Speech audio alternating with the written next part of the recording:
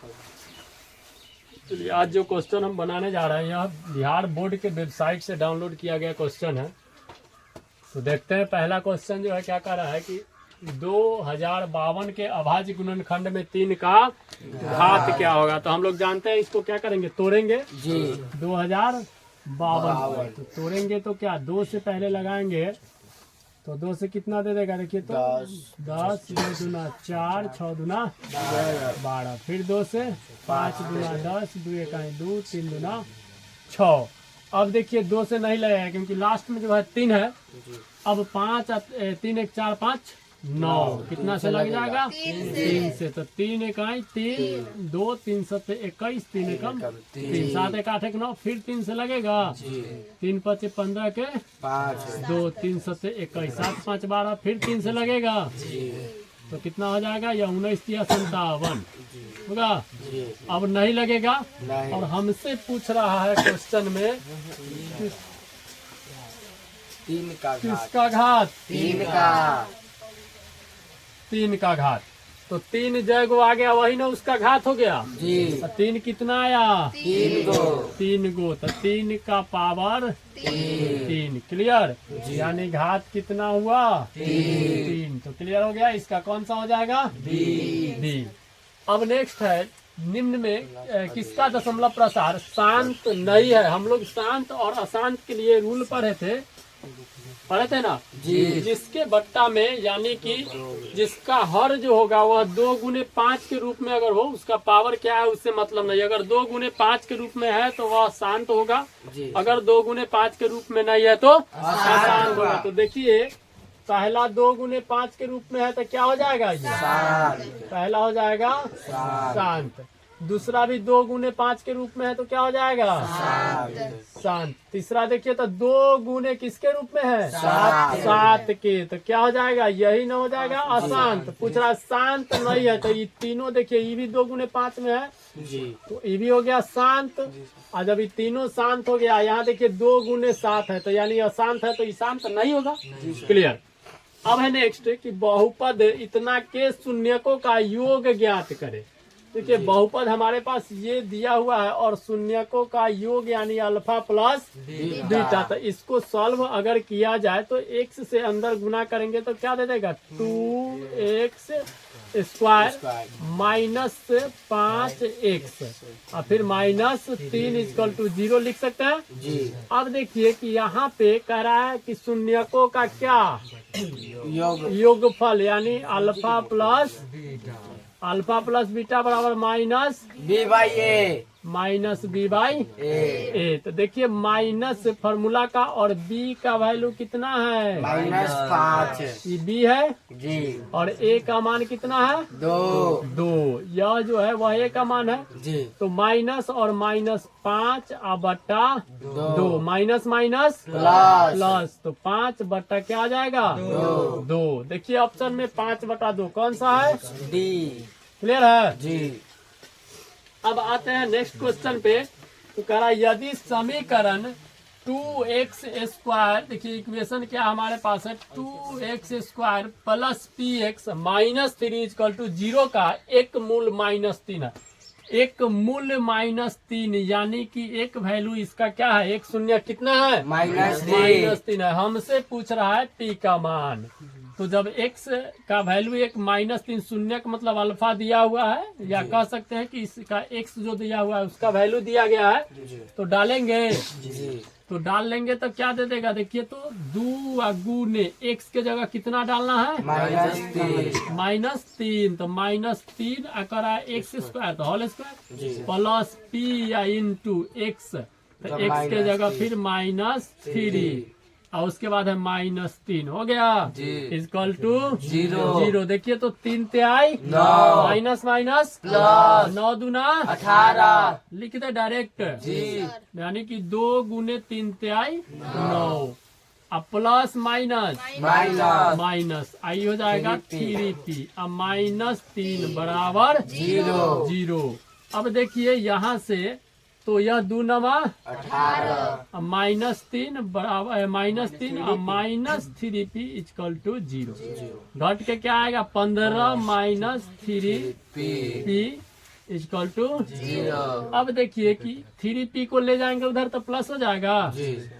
तो यह 15 बराबर हो जाएगा 3p, तो p बराबर 15/3 कितना हो जाएगा 5। क्लियर है जी। कितना हो गया 5। यानी ऑप्शन सी क्लियर। जी। अब है यदि बहुपद ax², देखिए बहुपद दे रहा है ax² दे रहा है ना, जी।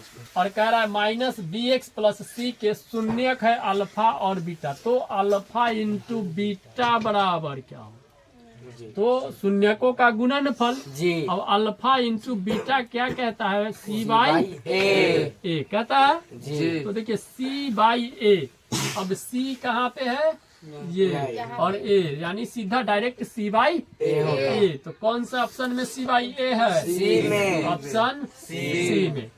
निम्नलिखित में कौन, अगला क्वेश्चन देखते हैं, क्वेश्चन नंबर 6 कह रहा है निम्नलिखित में कौन समांतर श्रेणी में यानी एपी में है। तो देखिए पहला जो है 2 और 5 के बीच का अंतर कितना है, 2 और 5 के बीच का अंतर है 3, और 5 और 7 के बीच का अंतर 2। समांतर श्रेणी में होगा नहीं होगा।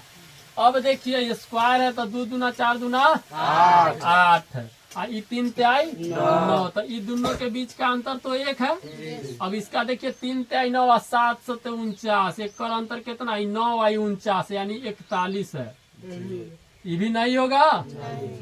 अब ये x² वाला है तो संभव ही नहीं है, ठीक है, ये भी संभव नहीं है। बचा सो ऑप्शन क्लियर है, यानी कि 1 और 3 के बीच का अंतर 2 और 3 और 5 के बीच का अंतर 2, यानी यह समांतर श्रेणी में है। क्लियर जी। नेक्स्ट है 1 + cot² इंटू -1 - cos²।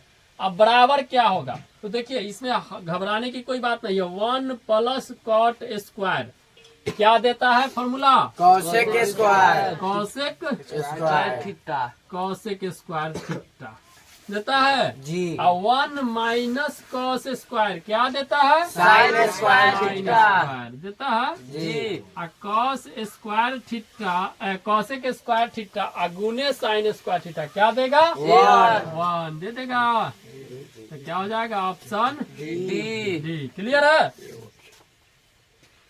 अब यहाँ पे देखिए कि कौशिक को हम 1/sin लिखेंगे, साइन से साइन कट जाएगा तो ये दे देगा 1। क्लियर है। अगर फार्मूला नहीं जानते तो कौशिक बराबर तो जानते हैं 1/sin स्क्वायर थीटा अगुने साइन स्क्वायर थीटा, ये दोनों कटा तो बचा कितना 1। क्लियर जी। अब आते हैं नेक्स्ट, तो कह रहा है 5x² - 4x + 2 यानी 5x² - 4x + 2 बराबर 0 का विविक्त कर। हम बताए थे कि विविक्त कर विवेचक कहेगा तो क्या निकालते हैं डी, यानी विविक्त कर या विवेचक बराबर होता है b² - 4ac होता है ना। विविक्त कर बराबर क्या होता है b² - 4ac। b² - 4ac।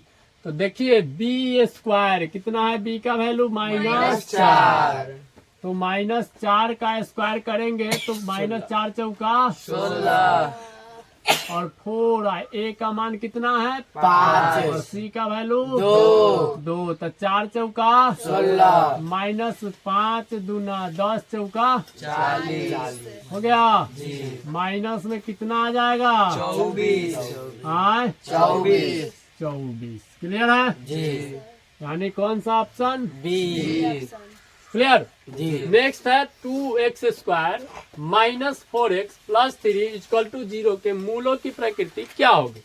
मूलों की प्रकृति जब पूछा जाता है तो हम लोग भी निकालते क्या है विवेचक या विविक्तकर जी। और उसको निकाल करके देख लेते हैं कि क्या होता है जी। तो अब देखते हैं आगे जो है इस क्वेश्चन के लिए क्या करना है। तो विवेचक या विविक्तकर यानी डी निकालना है, इसमें मूलों की प्रकृति पूछा जा रहा है। पूछा जा रहा है, स्पेस कम है इसलिए इधर मिटाते हैं।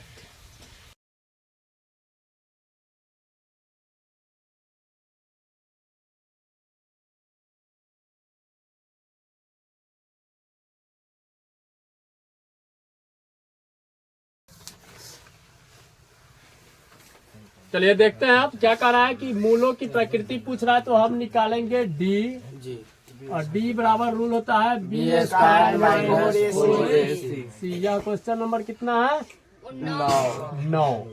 अब देखिए कि डी बी का मान, तो ए का वैल्यू कितना है इसमें? 2 2 और बी का माइनस 4 सी, 3 तो बी का -4 तो -4 का होल स्क्वायर, -4 गुने ए का मान 2, सी का मान 3, तो 4 चौका 16 4 दूना 8 3 का 24 क्या आ गया? -8 और जब माइनस में 8 आ जाए यानी डी का जो मान हो गया वह 0 से बड़ा है कि 0 से छोटा? छोटा 0 से छोटा छोटा ऐसे लिखेंगे। जी और जब ऐसा होता है तो क्या हो जाएगा? वास्तविक और असमान वास्तविक नहीं होगा। जी सर यह जब होगा तो क्या हो जाएगा? वास्तविक नहीं है वास्तविक नहीं है नहीं है, या लिख सकते हैं इसको कि अवास्तविक है। क्या लिख सकते हैं? अवास्तविक अवास्तविक। अब आते हैं इसका तीनों पैटर्न समझ ले। अगर डी जो है 0 से छोटा हो जाए तो वास्तविक नहीं है या अवास्तविक है। जी क्लियर? जी लेकिन डी जब 0 के बराबर हो जाए तो क्या हो जाएगा? वास्तविक हो जाएगा और समान वास्तविक और समान समान या बराबर लिख सकते हैं इसको, जी सर समान या बराबर बराबर। लेकिन यही डी जब 0 से बराबर बड़ा हो जाए तो कौन सा रूल होगा? वास्तविक वास्तविक होगा, लेकिन बराबर नहीं होगा। क्या हो जाएगा? असमान। असमान। वास्तविक और असमान असमान। क्लियर? तो अब ऑप्शन में ढूंढिए, कह रहा है वास्तविक एवं असमान। इनमें से वास्तविक और समान वास्तविक नहीं, तो कौन सा हो जाएगा? नहीं। क्लियर है? जी नेक्स्ट क्वेश्चन को देखते हैं। तरह निम्नलिखित में कौन यानी इसका एक मूल होगा? तो मूल्य के लिए वह मान जिसको रखने पर यह पूरा को क्या करे? शून्य बना दे, उसी को न शून्य के मूल्य कहते हैं। जी तो या तो आप ऑप्शन से उठा के देखिएगा तो भी बन जाएगा, या फिर गुणनखंड करके वैल्यू निकाल सकते हैं, जी जो अच्छा लगेगा। तो ऑप्शन से उठाइएगा तो 0 तो ये 0, ये भी 0, बच जाएगा 2, यानी 0 नहीं हुआ। नहीं चलिए -1 को डालेंगे तो -1 का स्क्वायर 1 और 3 गुने -1 तो +3 दे देगा। जी देगा जी। आई +3 और +2 तो 5 आई 1 तो 6, ये भी नहीं हुआ। नहीं अब -2 को डालेंगे तो 2 दूना 4 और माइनस माइनस प्लस और 3 दूना 6 तो 6 4 10, ये भी नहीं देगा। बचा कौन ऑप्शन में? अब एगो लास्ट वाला डी, यही ना हो जाएगा। जी बना सकते हैं, या इसको तोड़ करके इस तरह से बना लेंगे हम। x² - 3x + 2 = 0 है। जी तो गुणनखंड में होता क्या है? First into last. तो 1 × 2 क्या देगा? 2 दे देगा। अब जी। 3 को तोड़ना है 2 के रूप में, तो हम लिख सकते हैं x² -2x -x plus 2 = 0। x को कॉमन लेंगे तो x -2, यहाँ -1 को कॉमन लेंगे तो x -2। देखिए एक बार x -1 एक बार x -2 = 0। x बराबर 1 आ गया, फिर x बराबर 2 आ गया। तो ऑप्शन में तो 1 है नहीं है, नहीं। तो बचा कौन? 2। यही हो गया इसका मूल या शून्य, जो भी पूछ रहा है, कह रहा है कि कौन एक मूल है। क्लियर? निम्नलिखित में किसका गुणनफल एक परिमेय संख्या, परिमेय मतलब कि बाहर आ जाए, जी ठीक है। तो पहला देखिए तो 3 गुने 5 15, 15 का वर्गमूल होता है? नहीं होता। 9 सते नहीं होगा। 8 दूना 16 हो जाएगा। जी चलिए तो हो गया, यानी कि यही हो गया हमारा आंसर। क्लियर? नेक्स्ट है, निम्नलिखित में कौन 154 का अभाज्य गुणनखंड नहीं है? तो हम क्या करेंगे? या तो है, सॉरी, करा निम्नलिखित में कौन 154 का अभाज्य गुणनखंड है? तो देख लेंगे, या तो गुना करके देख लेंगे या उसको हम तोड़ लेंगे। दो रास्ते हमारे पास है। तो 154 को अगर तोड़ेंगे तो ज्यादा बेटर रहेगा, क्योंकि गुना करेंगे क्या गारंटी आ गया नहीं आया तो फिर दिक्कत। तो 154 को इस प्रकार से तोड़िएगा तो 2 से लगाइएगा तो क्या देगा? 7 दूना 14, 7 दूना 14, यानी दिख रहा है 2 गुने, अब फिर 7 से लगेगा तो हो जाएगा 11 यानी 11 गुने 7 गुने 2 2। देखिए मैं 11 गुने 7 गुने 2 कंप्लीट है। जी अब है निम्नलिखित में कौन एक घातीय समीकरण यानी जिसका घात कितना हो एक हो तो एक घातीय कहते हैं। जी उसको एक और नाम से जानते हैं, कौन सा रैखिक। रैखिक। तो देखिए इसमें कौन हो जाएगा बी हो जाएगा। जी अब पहला को देखिए ये x है, उधर से x आएगा तो माइनस हो जाएगा यानी खत्म जी। x रहेगा ही नहीं, तो इसको एक घातीय नहीं कह सकते हैं, पहला रिजेक्ट।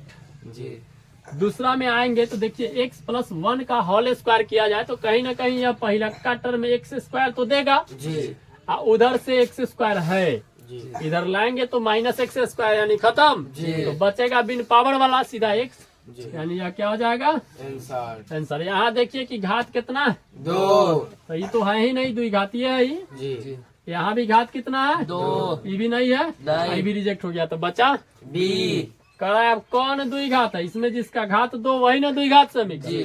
तो देखिए तो घात किसका, पहला तो दिख नहीं रहा कुछ हो तो छोड़ दिया जा, दूसरा में यहाँ 2 है यहाँ भी 2 है लेकिन दोनों सेम है तो इधर लाएंगे तो ये क्या बन जाएगा 0 खत्म। जी अब देखिए आते हैं सी पे, तो यहाँ पावर कितना है 2 है जी द्विघात होगा जी क्योंकि किसी भी ऑप्शन में देगा तो एक ही ऑप्शन देगा जी और ऑप्शन नहीं देगा कोई भी देगा तो 4 ऑप्शन में एक ही सही होगा। तो क्लियर हो गया। जी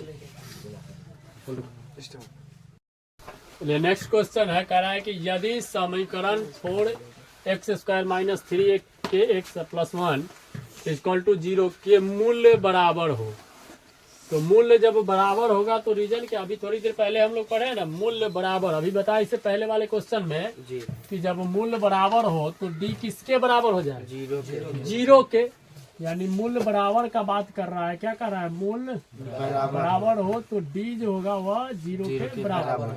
और डी का फॉर्मूला होता है b² माइनस 4ac, तो b का मान है -3 के, b का मान क्या है -3 के b का वैल्यू है -3 के के, तो b² यानी -3 के का होल स्क्वायर -4a का मान है 4 और c का मान है इक्वल टू 0। तो देखिए यहाँ पे सॉल्व करेंगे तो 3 से आई 9 और माइनस माइनस प्लस k² और 4 चौका 16 इक्वल टू 0 k² यानी 9k² इक्वल टू 16 हो जाएगा। जी k² बराबर 16 बटा 9 9, और जब k को अकेला करेंगे तो √16 बटा 9। तो देखिए ऊपर से निकलेगा, जब रूट से कोई संख्या निकलती है जी तो प्लस और माइनस दोनों चिन्ह लेकर निकलती है। जी। तो 16 का 4 और 9 का 3 4 बटा 3। तीन। तो देखिए प्लस माइनस 4 बटा 3 किसमें है बी में डी में। क्लियर हो गया। जी अब देखते हैं यदि द्विघात बहुपदों के शून्यकों का योगफल 2, देखो योगफल कह रहा है यानी अल्फा प्लस बीटा हो गया। जी। क्या कर रहा है अल्फा गुणनफल मतलब अल्फा इंटू बीटा बीटा, यही ना कह रहा है। जी तो रूल हमारा क्या होता है कि x स्क्वायर सूत्र जो होता है वह द्विघात का x² minus alpha plus beta into x plus alpha into beta, तो x² तो हो जाएगा जी माइनस अल्फा प्लस बीटा के जगह है 2 और 2 into x x, plus alpha into beta तो प्लस माइनस 15 हो गया। जी तो यानी प्लस माइनस माइनस हो जाएगा, जी हम इसको लिख दें -15 equal to 0, x² minus 2x minus 15 equal to 0। तो कौन सा ऑप्शन हो जाएगा डी डी। जी अब है निम्न में कौन समांतर श्रेणी में नहीं है,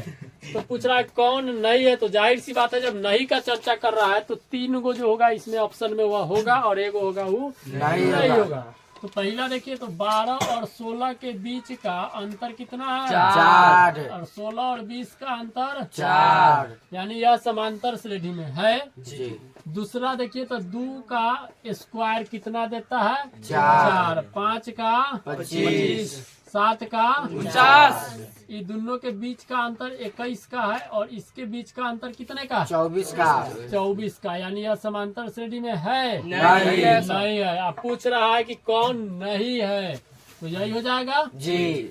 अब है समांतर श्रेणी इतना का सारवंतर, तो किसी दो पद का अंतर, क्योंकि जैसे ही समांतर श्रेणी कह रहा है तो यह समांतर श्रेणी में होगा।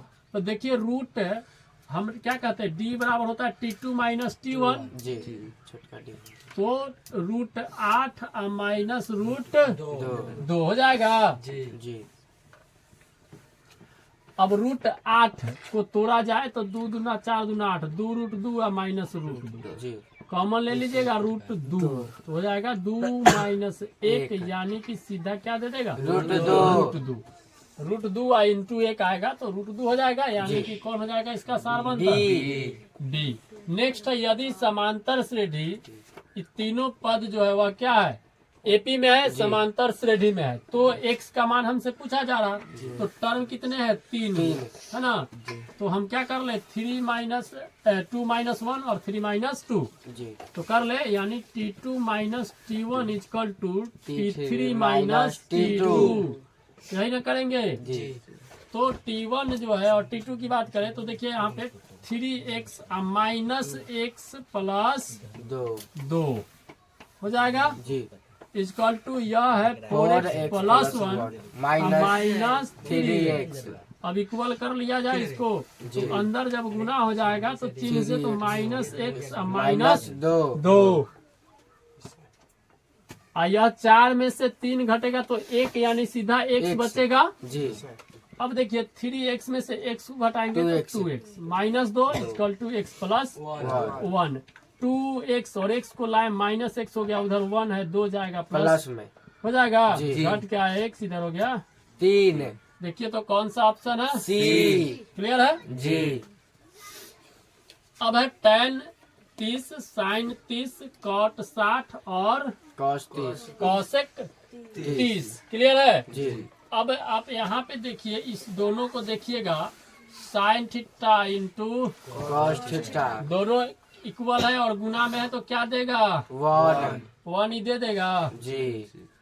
अब हमको सॉल्व करना है इस दोनों को जी, करना है जी। तो tan 30 का मान कितना होता है? 1/3 हो गया जी। मन करे तो साइन 60 का साइन 30 का वैल्यू लिख दीजिए, कितना होता है? 1/2 और कॉट 60 का मान 1/3, कॉट 60 डिग्री 1/√3। क्लियर जी। अब जो है कॉसेक 30 का मान 2 हो गया। तो देखिए यह 2 से 2 कट गया, ऊपर हो गया 1 गुने 1 गुने 1 तक 1 और √3 गुने √3 तक क्या देगा? 1/3। कौन सा ऑप्शन होगा? बी। क्लियर है जी। समांतर श्रेणी 10 7 4 कॉमा डॉट डॉट डॉट का 10वां पद पूछ रहा है।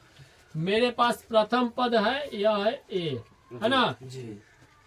यानी प्रथम पद हमारे पास है, कितना है? 10 और डी यानी कि सारवंतर हमारे पास 7 माइनस 10 माइनस 3 और तब पूछ रहा है 10वां पद, तो A10 लिख सकते हैं या T10 लिख सकते हैं, जो भी लिखना हो। तो A प्लस 9D रूल कहता है जी। तो A यानी प्रथम पद है 10 प्लस 9 गुने D का वैल्यू माइनस 3, तो 10 plus minus minus 9 minus 17। Clear है जी, हो गया जी। अब है समांतर श्रेणी का कौन सा पद 47 है, यानी यह क्या दिया है? SN क्या दिया है? एन दिया हुआ है जी। प्रथम पद जो है ए है कितना? 2 जी और डी कितना है? 5 है ना जी। यानी ए मेरे पास है 2, डी मेरे पास है 5 है जी। और हमसे पूछ रहा है कि 47 कौन सा पद है? तो हमारे पास एन है जी, तो एन हो गया 47 और तब कह रहा है एन है तो हम a plus n minus 1 into d लिख सकते हैं जी। वैल्यू अगर इनपुट करेंगे तो 47 तो रहेगा। जी अब ए के जगह कितना डालना है? 2। 2 अब प्लस n हमको पता नहीं है। डी का वैल्यू कितना? 5। क्लियर? जी अब देखिए कि 2 इसके साथ जोड़ में है और बाकी सब अपने आप में गुना में है। क्लियर है? जी जी थोड़ा देर के लिए रखो ना। कितना हो गया? अब देखते हैं कि इसको आगे सॉल्व किया जाएगा तो 47 इधर रहेगा, उधर से 2 को लाएंगे तो 47 minus 2 equal to n minus 1 गुने 5 घट के क्या दे देगा? 45 और ये हो जाएगा n माइनस 1 गुने 5। 5 से 5 नमा 45। देखिए 9 इक्वल टू n माइनस 1 हो गया। तब n को अकेला करेंगे तो 9 है या 1 आ गया? क्या हो गया? 10। यानी कौन सा पद है? 10वां पद। देखिए ऑप्शन में बी। क्लियर है? जी चलिए अब इधर देखते हैं नेक्स्ट क्या। प्रथम 10 विषम प्राकृत संख्याओं का योग। प्रथम 10 विषम प्राकृत कह रहा है, विषम हो लेकिन प्राकृत संख्या हो, यानी लगातार। प्रथम तो कहाँ से शुरू हो जाएगा? 1 से। तो देखिए जब 1 से शुरू हो जाएगा तो यह क्या हो जाएगा? 1 3 5 डॉट डॉट डॉट करके कहाँ तक जाएगा? 10 तक। यानी n हमारे पास क्या हो गया? 10। प्रथम पद कितना है? 1। डी कितना है? 2। तो एसएन निकलेगा कि एन निकलेगा? एसएन यानी n पदों का योगफल निकाला जाएगा। क्लियर है? जी सर जी 10 पदों का योग तो जोड़ देंगे सारा के। हाँ तो उसी को कहते हैं एसएन। जी फॉर्मूला जो होता है जिसको जोड़ते हैं उसको कहते हैं एसएन। और एन यानी 10वां पद ज्ञात करना है तो उसको क्या कहते हैं? एन। क्लियर है? जी तो अब नेक्स्ट यहाँ पे जो है कह रहा है प्रथम 10 पदों का। तो अगर ऑब्जेक्टिव में पूछता है तो इस प्रकार से 1 3 5 7 9 11 डॉट डॉट डॉट करके आप लिख के जोड़ भी दीजिएगा तो आ जाएगा। लेकिन जब सब्जेक्टिव 2 नंबर के क्वेश्चन में आएगा तो a इक्वल टू कितना हो गया? d बराबर 3 माइनस 1 यानी कि 2। अब हमको n पदों का योगफल यानी क्या निकालेंगे? एसएन का फॉर्मूला क्या होता है? n/2 into 2a plus n-1 into d।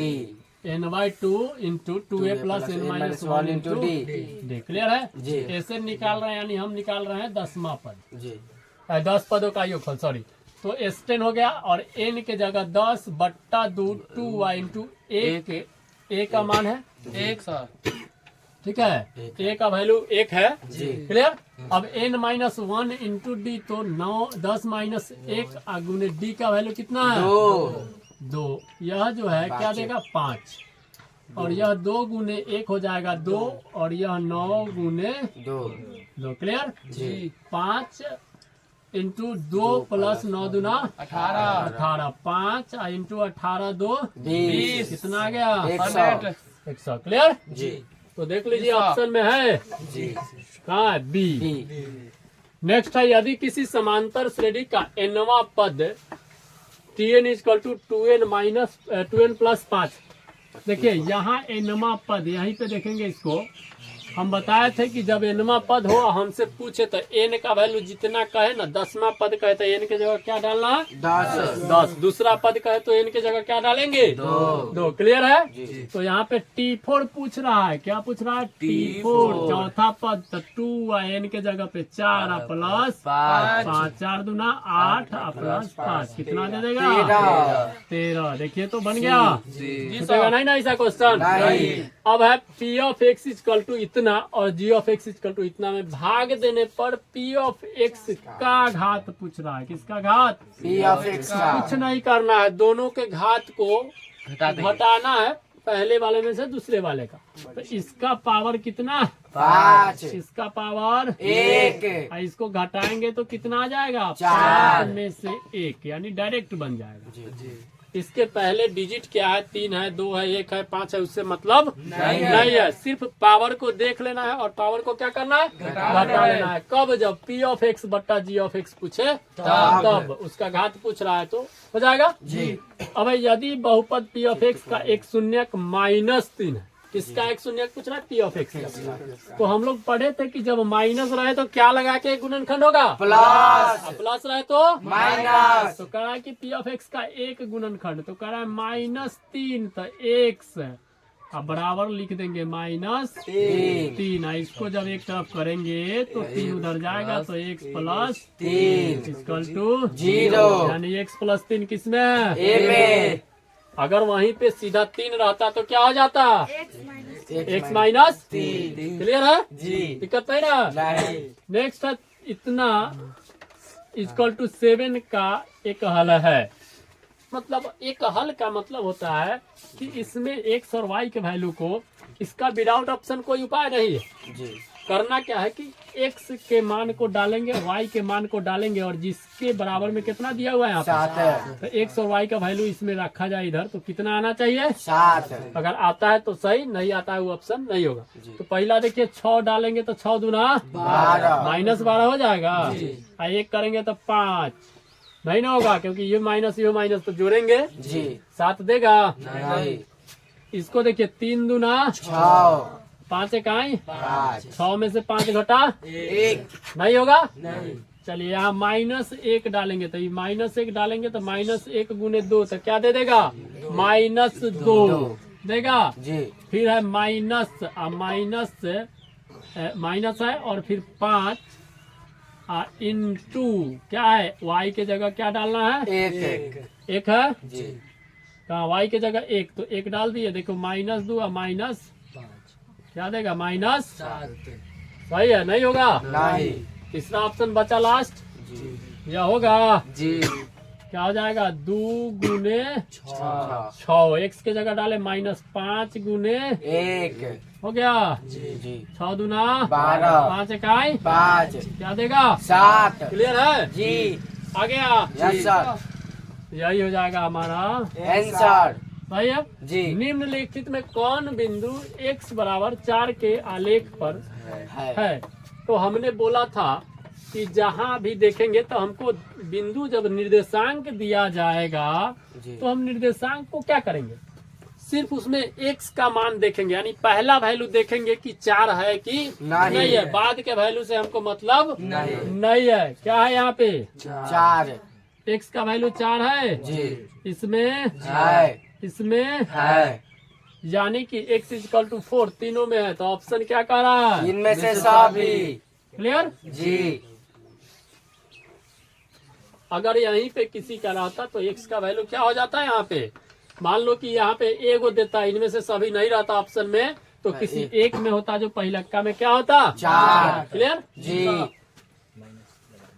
अब है समांतर श्रेणी 2, 6, 10, 14 डॉट डॉट डॉट के A20 माइनस A10, यानी 20वां पद में से किसको घटाने के लिए बोल रहा है, 10वां को। तो सबसे पहले उसी को बना लेंगे हम। क्या कर लेंगे, A20 है, A20 है, माइनस A10 है जी। तो A20 को लिख सकते हैं हम A प्लस 19 D, लिख लिए जी। और फिर माइनस है, इसको लिख सकते हैं A plus 9 D। Clear, A plus 19 D और minus A plus minus 9 D। देखिए A कट गया, 19 में से 9 को घटा लेंगे तो क्या बचा, 10 D, यानी 10 गुने D, या D का वैल्यू दोनों के बीच का अंतर कितना, 4 डाल दिया जाए जी। क्या दे दिया, 40। आसानी से बन जाएगा यस सर, 40। देखिए ऑप्शन बी। अब है समीकरण 5x minus 15y equal to 8, और फिर वहां दिया कि आलेख ऐसी 2 रेखाएं होंगी। तो हम लोग इसमें रीजन लाएंगे, कौन सा होता है, A1 बटा A2 इक्वल टू B1 बटा B2, और फिर C1 बटा C2 इक्वल टू C1 बटा 3 को कंडीशन हमें देखना है जी। पता है ना कौन कौन सा होता है, पहला A1 बटा A2 not equal to B1 बटा B2, एक हल। और यानी A1 बट्टा A2 और नॉट इजकल टू B1 बट्टा B2 होगा जी तो क्या हो जाएगा? एक हल एक हल हल होगा। जी एक हल होगा इसका मतलब क्या? प्रतिच्छेदी रेखा रेखा एक दूसरे को प्रतिच्छेद करेगी। जी क्लियर है? जी एक ही बिंदु पर करेगी ना? यानी प्रतिच्छेद करती हुई रेखा है। प्रतिच्छेद करेगी रेखा। समझ लीजिए, इतना ही बहुत है।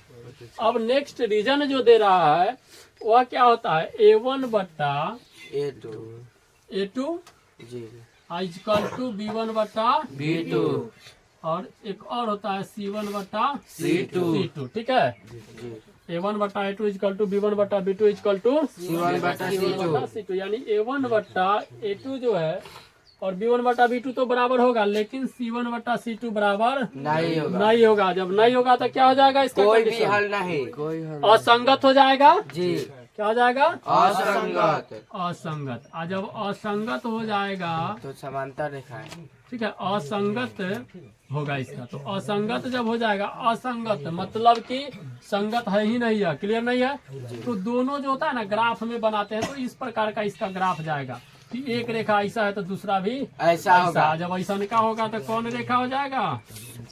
इसको कहते हैं समांतर रेखाएं कहते हैं जी ठीक है, क्लियर जी। लेकिन जब तीनों इक्वल हो जाए, तीनों क्या हो जाए? इक्वल A1 बट्टा A2 इक्वल टू B1 बट्टा B2 इक्वल टू C1 बट्टा C2 तीनों बराबर हो जाए, तब इसको क्या कहते हैं? अनेक हल। अनेक हल। यह संगत असंगत क्या हो जाएगा? कंडीशन में संपाती होगा सर। संपाती हो जाएगा जी। और जब संपाती का रीजन क्या होता है हम लोग देखते हैं। संपाती होगा तो संपाती का रीजन जो होता है, इस ग्राफ को समझ लीजिए। संपाती मतलब कि एक रेखा अगर ऐसे गुजर रही है तो दूसरी रेखा भी इसी पर गुजरेगी। तो इस केस में एक हल की अनेक हल? अनेक हल यानी बहुत सारे हल हो जाएंगे जी।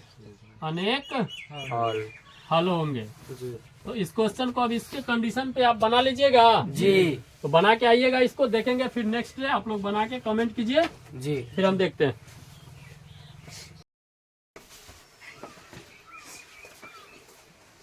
तो इससे पहले क्लास में हम चर्चा किए थे क्वेश्चन नंबर 30 तक। ठीक है, आज करेंगे फिर वही बिहार बोर्ड का जो मॉडल पेपर है जो अपलोड किया है साइट पे, उसी का क्वेश्चन है अगला 31 यानी 31 नंबर। कह रहा है कि यदि दो समरूप त्रिभुज के क्षेत्रफलों का अनुपात 49:81 है। देखिए, दो समरूप त्रिभुज के क्षेत्रफल का अनुपात है, तो इसके लिए बहुत बड़ा थ्योरम ऑब्जेक्टिव बनाना है। तो थ्योरम की कोई जरूरत नहीं, एकदम शॉर्टकट याद रखिए कि यदि क्षेत्रफल दिया हुआ है तो वर्ग क्षेत्रफल का अनुपात है, क्या दिया क्षेत्रफल का अनुपात 49:81। तो बस क्या करना है, इसका वर्गमूल निकाल लेना। कब? जब भुजा का पूछ रहा है तब। तो भुजा का अनुपात क्या हो जाएगा? क्षेत्रफल का अनुपात दिया है तो भुजा का अनुपात वर्गमूल यानी 49 का 7 और 81 का 9। तो 7:9। कौन सा ऑप्शन हो जाएगा? बी। क्लियर? अब जो है सेम अगला, अगर यही चीज जब क्षेत्रफल का अनुपात दिया भुजा का पूछा तो क्या किया? हम वर्गमूल निकाल लिए।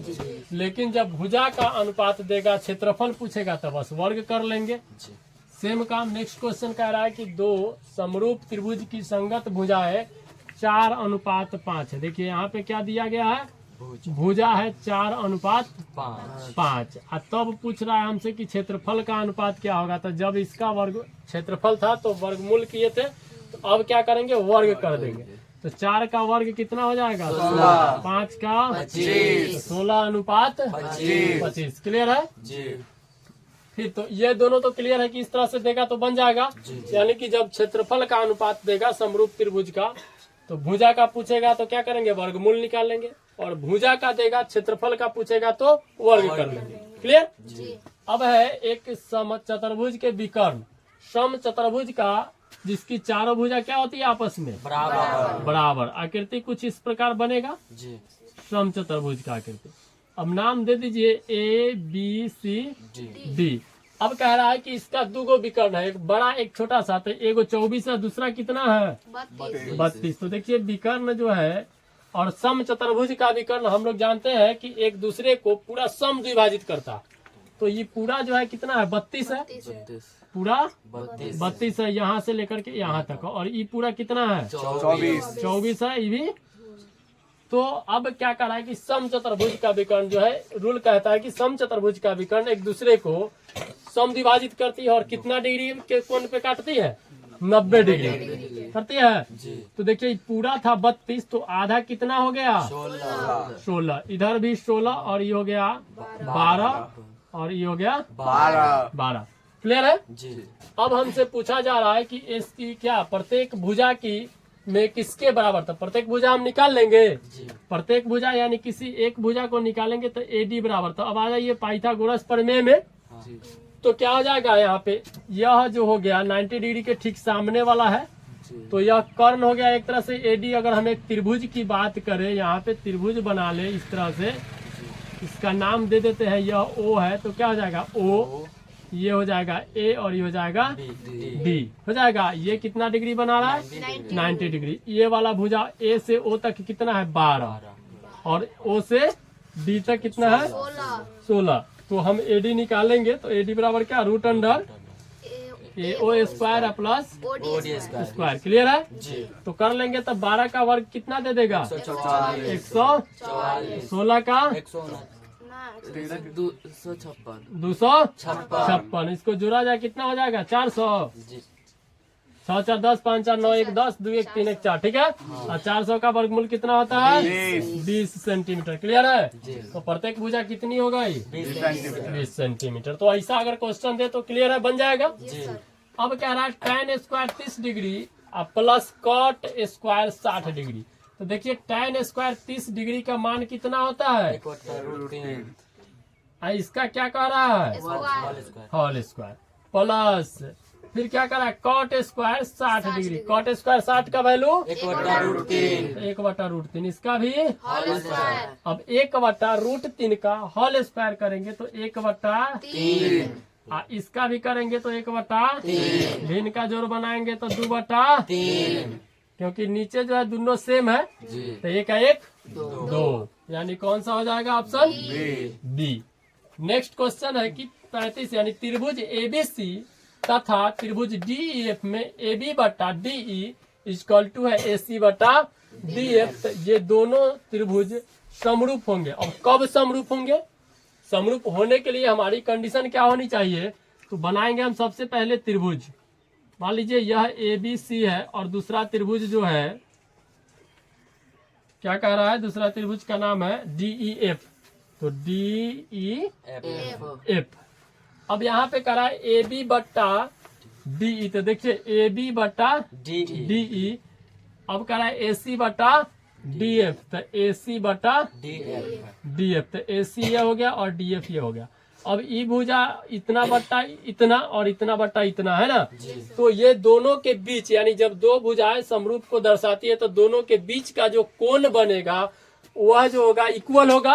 तो देखिए यानी ये दोनों भुजा से बीच में कौन कौन कोण बन रहा है, इसमें बन रहा है कोण A और इसमें बन रहा है कोण D। तो ये दोनों क्या हो जाएगा बराबर हो जाएगा, तब समरूप होगा त्रिभुज होगा। जब ये दोनों कोण जो है बराबर हो जाएंगे यानी कोण A इक्वल टू कोण D। कह रहा है कि समरूप कब होंगे, तो जब ये दोनों कोण इक्वल हो जाएंगे यानी इसका A कोण यानी इसके दोनों भुजा के बीच और इसके दोनों भुजा के बीच से जो कोण बना उसके कारण यह क्या हो जाएगा समरूप। क्लियर।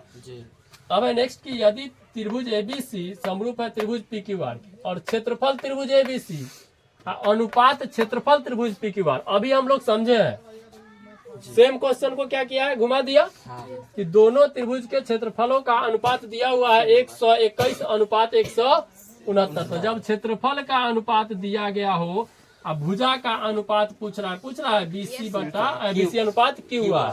तो क्या करेंगे, इसका वर्गमूल निकालेंगे। तो 121 का वर्गमूल कितना 11, 169 का 13। क्लियर। 11 अनुपात 13। अगर इसी प्रकार यहाँ पे भुजा का दिया होता क्षेत्रफल का अनुपात पूछता तो क्या करते, वर्ग कर देते। क्लियर। नेक्स्ट क्वेश्चन है 37 sign square theta plus cos square theta.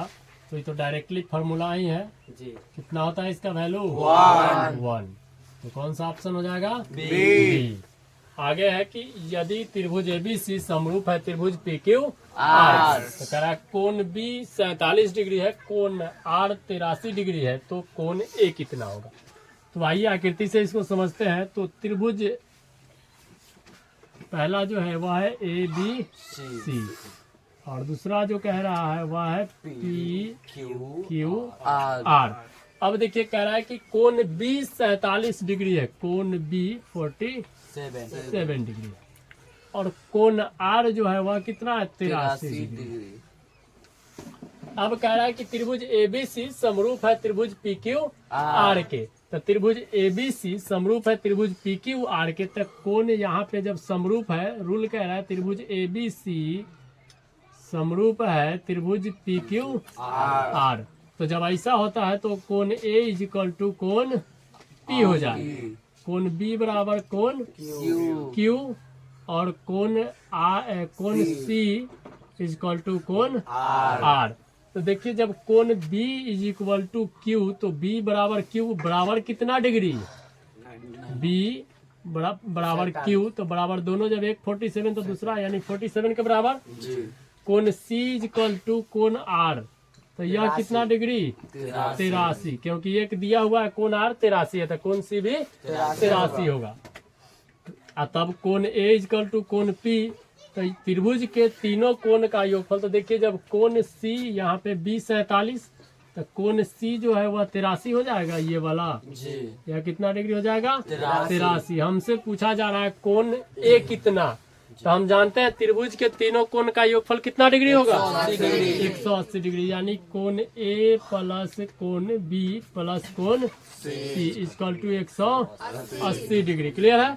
तो क्या करें हम, कोण बी और कोण सी को घटा लेंगे, कोण ए बराबर 180 माइनस कोण बी प्लस कोण सी, तो 180 माइनस ये दोनों कितना है? 83 प्लस 47 डिग्री।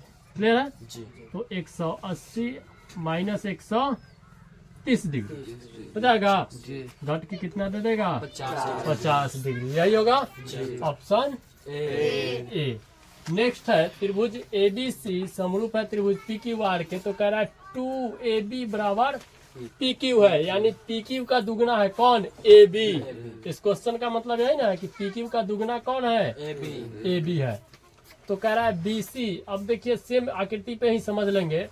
तो ABC ये त्रिभुज मान लीजिए, और वह है यहाँ पे PQR, तो कह रहा है AB, तो ये वाला जो है ये AB इसका किसका? PQ का दुगना, मानते कि यह x है, तो यह कितना है? 2x है। तो उसी प्रकार BC हमारे पास दिया है, पूछ रहा है QR, तो BC किसके इक्वलिटी में है? QR के, तो सेम कंडीशन अपनाएगा। तो सेम जब अपनाएगा तो मानते हैं कि यह जितना होगा, मानते कि यह अगर मान लो x, यहाँ पे BC क्या दे देगा? 2x, same condition. तो अब मान लीजिए 2x देगा, तो हमारे पास क्या दिया? BC बराबर 8, तो QR बराबर, तो क्या हो जाएगा यहाँ पे? 16 हो जाएगा। क्लियर है? यानी हम लिख लेंगे यहाँ पे BC is equal to QR बटा 2, तो BC का वैल्यू है 8, और QR हमारा इधर आएगा बटा 2 हो जाएगा। QR को अकेला करेंगे तो 8 गुने 2 क्या दे देगा? 16 सेंटीमीटर। क्लियर? नेक्स्ट है फिर त्रिभुज ABC में AD लंब है BC पर, AD लंब है, जब लंब होता है तो कितना डिग्री का कोण बनाएगा? 90 डिग्री का। तो त्रिभुज ABC में तो पहले आकृति बनाते हैं हम त्रिभुज का, तो त्रिभुज इस प्रकार आकृति हो जाएगा ABC। अब देखिए कह रहा है AD लंब है BC पर, BC भुजा पर एक लंब है, और उस लंब का नाम है AD। क्लियर है? अब इधर से 90 डिग्री का क्रिएट करेगा, दोनों तरफ करता है। चलिए अब हमसे पूछ रहा है कि AD is equal to DE, AD is equal to DE। Question गड़बड़ लिखा है। तो यहाँ त्रिभुज एबीसी में तो एडी डीसी इक्वल टू 8, तो एडी जो है 8 है और सीडी भी 8 है, दोनों कह रहा है कि इक्वल है। यहाँ से देखिए करा है ना। अब हमसे पूछ रहा है कि बीसी इक्वल टू 14 सेंटीमीटर, तो बीसी यानी यह पूरा जो है 14 है। तो देखिए जब ये पूरा 14 सेंटीमीटर है और ई 8 है तो ये कितना बच गया, 6 सेंटीमीटर बच गया बीडी। अब हमसे पूछा जा रहा है एडी का मान, देखिए एडी कौन है पूछ रहा है। अब यह 90 डिग्री उधर भी बना रहा है, इधर भी 90 डिग्री, फिर पाइथागोरस यूज करेंगे। और पाइथागोरस के लिए ए बी बराबर क्या हो जाएगा rule, A B is equal to root under A D square जोड़ बी डी हो जाएगा, A D square plus D D square. अब ए डी का मान कितना है 8 का स्क्वायर, बी डी का वैल्यू कितना है 6, तो 6 का स्क्वायर यानी 8 64 36 कितना हो जाएगा 100 आएगा बाहर 10 सेंटीमीटर। देखिए तो है दिया हुआ क्लियर। नेक्स्ट है यदि वृत्त की परिधि उसके व्यास से 9 सेंटीमीटर अधिक है तो वृत्त की त्रिज्या होगी। वृत्त की परिधि दी गई है और व्यास से कितना ज्यादा है 9 सेंटीमीटर, और पूछ रहा है हमसे त्रिज्या। तो व्यास क्या होता है, व्यास इक्वल टू 2 गुने आर होता है। तो कह रहा है व्यास से कौन सा परिधि, तो अब परिधि का फॉर्मूला क्या होता है 2 पाई आर, और यह परिधि व्यास से 9 सेंटीमीटर अधिक है। तो व्यास हम 2r मान लिए, एक से 9 सेंटीमीटर ज्यादा, तो 2r प्लस 9। देखिए तो 2 से 2 कट गया, जा नहीं कटेगा अभी, प्लस में है। अब r अकेला करना है तो क्या हो जाएगा 2r प्लस 9 बट्टा 2 पाई हो जाएगा।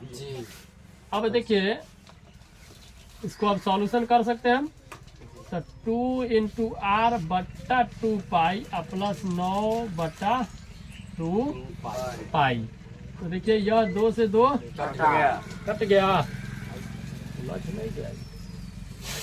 बंद कर।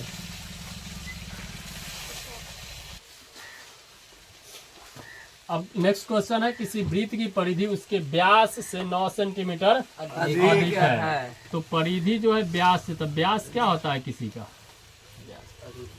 व्यास इक्वल टू डी से डिनोट करते हैं। अब कह रहा है परिधि जो है व्यास से, तो परिधि का फॉर्मूला होता है व्यास को लेकर के कीजिएगा तो पाई गुने डी, तो pi d equal to d plus 9। अब जो है यहाँ पे पाई डी को इधर ही रखे, उधर से डी को ले आएंगे तो इक्वल टू 9 हो जाएगा। डी कॉमन ले लेते हैं तो क्या हो जाएगा पाई माइनस 1 इक्वल टू 9। अब डी को यहाँ पे रखा जाए तो पाई का वैल्यू कितना, इसको ले जाएंगे उधर तो देगा, ये पाई का मान कितना होता है 22 माइनस 1 इक्वल टू 9 हो जाएगा। अब डी इंटू यह बनेगा 7 एकम 7, तो 22 में से 7 को घटा लेंगे तो 15/7 हो जाएगा इक्वल टू 9। तो डी इज इक्वल टू हो जाएगा 9 गुने 7/15, काटेंगे 3 5 15 3 3 9 7 3 का 21/5, और यह हम डी का वैल्यू निकाल के लाए हैं तो आर निकालने के लिए बटा 2 करेंगे। आर निकालने के लिए क्या करेंगे बटा 2, तो 21 बट्टा हो जाएगा 5 गुने 2 तो 10 यानी कि 2.1 सेंटीमीटर, यानी ऑप्शन बी। नेक्स्ट क्वेश्चन है दो वृत्त के क्षेत्रफलों का अंतर है 100 सेंटीमीटर स्क्वायर। दो वृत्त के क्षेत्रफल का अंतर कह रहा है, तो मानते हैं कि एक वृत्त का जो त्रिज्या होगा r1 और दूसरा का r2 है। तो पहला वृत्त का क्षेत्रफल पाई, चाहे कैपिटल आर मान लीजिए, तो pi R square minus small are square is equal to 100 हो जाएगा। अब कह रहा है कि इनकी परिधि का अंतर जो है वह 20 है। तो पहले इससे कुछ निकालते हैं क्लू, क्या निकलेगा, यहाँ पे पाई कॉमन ले लेंगे तो हो जाएगा capital R square minus small are square equal to 100 हो जाएगा। अब capital R square minus small are square और इजकल टू 100/पाई। क्लियर। नेक्स्ट में कह रहा है कि उनकी परिधियों का अंतर कितना है 20। तो परिधि पहला का हो जाएगा 2 pi capital R minus 2 pi small are is equal to कितना कह रहा है 20। अब इसमें से भी कॉमन आ जाएगा कौन 2 पाई। तो 2 पाई जब कॉमन आएगा तो बचेगा यहाँ पे क्या capital R minus small are is equal to 20/2 pi. 2 से ही कट जाएगा यानी कि मतलब इतना ही रहेगा। अभी फिलहाल देखते हैं। अब देखिए 2 से ही कटेगा ना 10। अब हो जाएगा capital R into small r capital R minus small are is equal to हो जाएगा 10/पाई। अब यहाँ देखिए कि a square plus a square minus b square है तो इसको a plus b a minus b लिख सकते हैं। तो अगर इसको लिख दिया जाए capital R plus small r गुने capital R minus small are is equal to कितना है 100/पाई। अब देखिए कि मेरे पास capital R minus small R बराबर है ना कितना है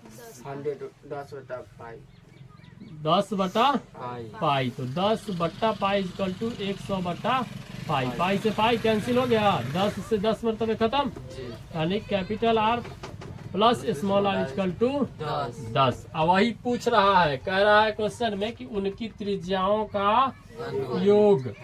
तो आ गया कितना आ गया 10 सेंटीमीटर। क्लियर।